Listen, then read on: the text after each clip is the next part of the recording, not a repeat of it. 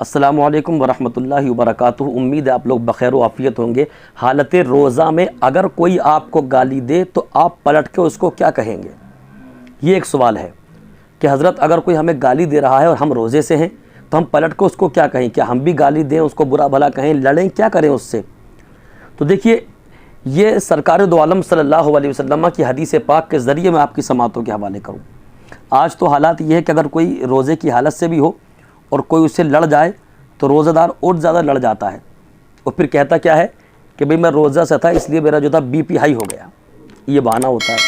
اگر کوئی روزہ دار کو گالی دے دے تو روزہ دار اور اس سے بڑھ چڑھ کے زیادہ گالی دینے میں اپنے آپ کو فخر محسوس کرتا ہے، تو پھر کہتا کیا ہے، ارے یار وہ میں روزہ سے تھا اس لیے میرا جو بی پی ہائی ہو گیا اور میں نے وہ غصے میں آ کے گالیاں بک دی۔ نبی کریم صلی اللہ علیہ وسلم کی حدیث سنیں۔ پیغمبر اسلام صلی اللہ علیہ وسلم فرماتے ہیں، اگر تم روزے سے ہو اور کوئی تمہیں فحش بات کہے یا کوئی تم سے لڑے، کوئی تم سے جھگڑا کرے، کوئی تمہیں گالی دے، تو نبی کریم صلی اللہ علیہ وسلم فرماتے ہیں تمہیں کچھ کرنے کی ضرورت نہیں ہے، نہ اس سے لڑنے کی ضرورت ہے، نہ اس سے جھگڑنے کی ضرورت ہے، نہ شور مچانے کی ضرورت ہے، نہ گالی دینے کی ضرورت ہے۔ پھر کیا کہیں جواب میں؟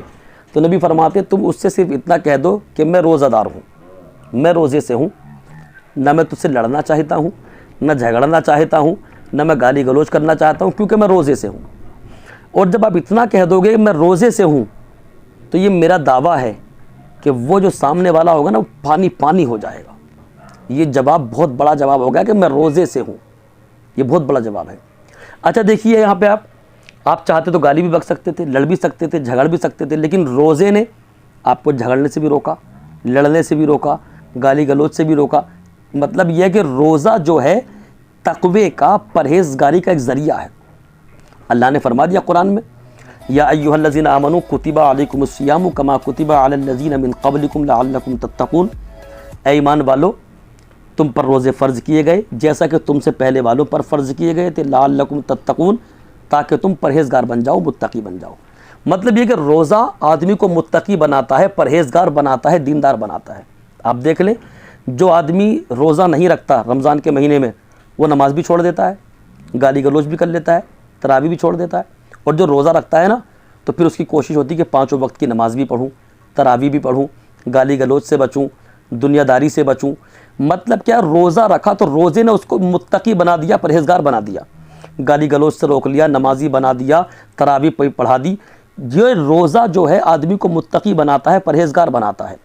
تو جب بھی کوئی آپ سے لڑے، جھگڑے، گالی دے، گالی گلوچ کرے، اس کو جواب میں کچھ بھی کہنے کی ضرورت نہیں ہے، بس ایک جملہ کہہ دو کہ میں روزہ دار ہوں۔ اور آپ کا یہ کہنا کہ میں روزہ دار آدمی ہوں، یہ بہت بڑا جواب ہو گیا۔ اور یہ میں ایسی نہیں کہہ رہا، صحیح بخاری شریف کی حدیث نمبر 1904 جو میں نے بیان کی، نبی کریم صلی اللہ علیہ وسلم نے فرما دیا جب تم سے کوئی لڑائی کرے، جھگڑا کرے، گالی بکے، اسے اس طریقے کے جواب دینے کی ضرورت نہیں ہے، بس اتنا کہہ دو میں روزہ دار آدمی ہوں۔ یہ ہمارے نبی کی حدیث ہے، اور نبی نے جو فرما دیا وہ ہمارے لیے حرف آخر ہے، اس کے آگے ہمیں کسی چیز کی ضرورت نہیں ہے۔ تو میں تمام روزہ دار بھائیوں کی بارگاہ میں عرض کروں گا، بہنوں کی بارگاہ میں عرض کروں گا، آپ سے کوئی لڑ رہا ہے، جھگڑ رہا ہے، گالی گلوچ کر رہا ہے، بس ایک جملہ میں روزہ دار آدمی ہوں، اس کے علاوہ کچھ کہنے کی ضرورت نہیں۔ یہ آپ دیکھ لینا آزما کے، یہ اتنا بھاری پڑ جائے گا کہ پورے دن کا لڑنا تمہارا اتنا بھاری نہیں پڑے گا، تمہارا اس کو پلٹ کے گالی دینا اتنا بھاری نہیں پڑے گا جتنا ایک جملہ بھاری پڑ جائے گا کہ میں روزہ دار ہوں۔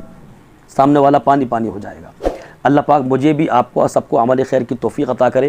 استغفر اللہ ربی من کل ذنب واتوب الیہ وما علینا الا البلاغ۔